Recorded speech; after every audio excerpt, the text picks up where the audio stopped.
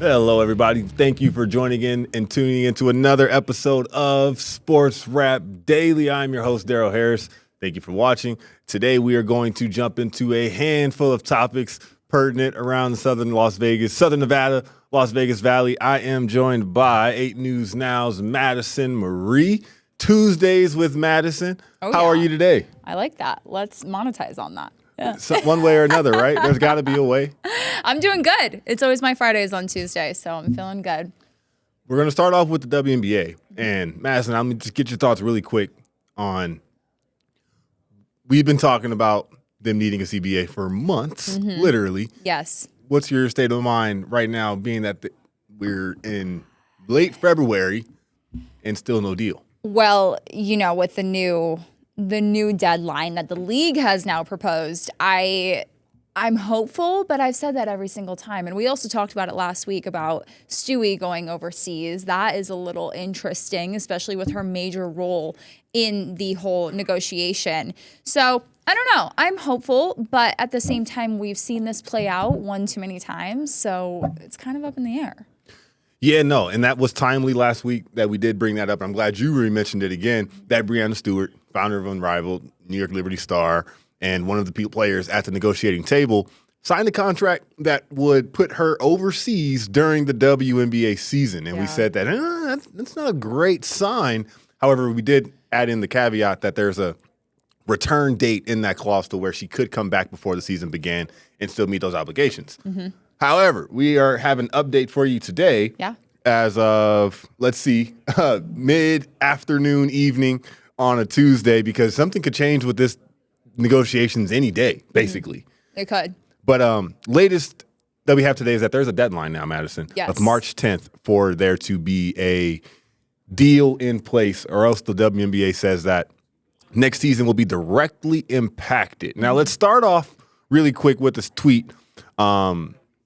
That is a big update in terms of our perception of this negotiation, I want to say. And it has to deal with how much revenue the WNBA actually makes. We've been asking that question. And there was a tweet from Katie Barnes over at ESPN that shook things up a little bit. Do you want me to read it? Do you want to read it? You go ahead. Yeah, jump on it. All right. Well, for the first time in league history, the WNBA generated enough revenue in 2025 to trigger revenue sharing with players.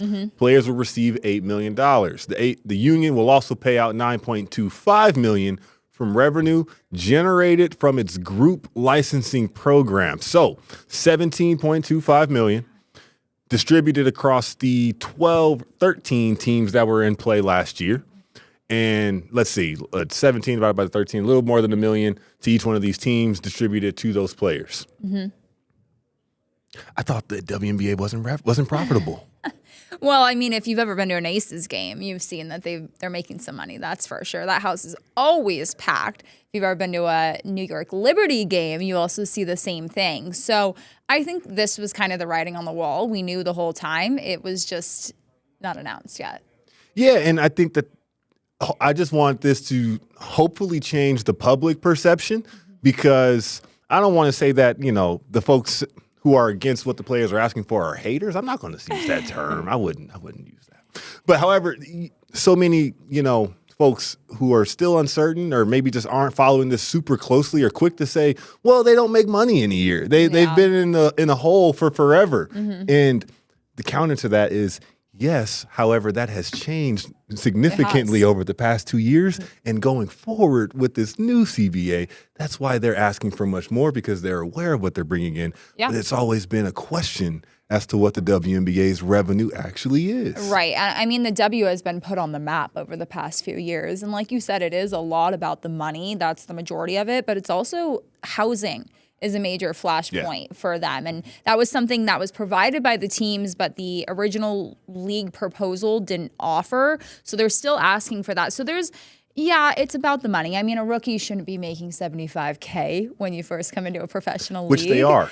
Insane. Caitlin Clark making that, but also making a ton of money off of Nike, off of all of her deals, of course. But somebody who doesn't have that status as she does, that's insane for a professional league. So they are asking for money, but they're also asking for housing. They're also asking for just a lot of basic things that should be included. Retirement benefits, things like off-season accommodations, is still season length, which all will impact how much they actually are paid. But yes, it's a big deal for it to be announced and on record that there is $17 million in revenue that's surplus that's being split. This is their share. So again, we still don't know what was generated enough revenue in 2025 to trigger sharing. So we still don't know how much it is. And I tried to say calmly in early January, the league's going to have to explain how much they make.